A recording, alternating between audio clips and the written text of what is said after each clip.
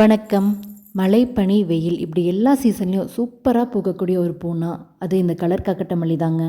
சித்திரை வைகாசி மாதத்தில் மட்டும் பூக்கள் கம்மியாக இருக்கும்.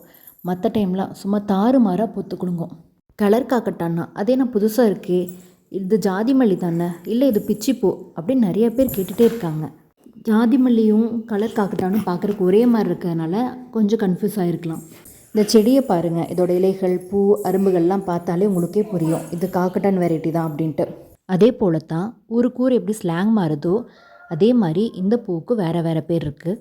இந்த பூவை காக்கட்டான் மல்லி, காக்கரட்டான், காக்கரட்டை அப்படின்னு வேறு வேறு பேர் சொல்கிறாங்க. நான் முதல்ல சொன்ன மாதிரி தான் இது ஜாதி மல்லி இல்லை. ஜாதி மல்லிக்கு வேறு என்னெல்லாம் பேருன்னா ஜாதி பிச்சி, பிச்சிப்பூன்னு சொல்லுவாங்க. கலர் காக்கட்டா மல்லிக்கு நான் கொடுக்குற உரம்னு பார்த்தா வெங்காய சருகு தான் அதிகமாக கொடுக்குறேன்.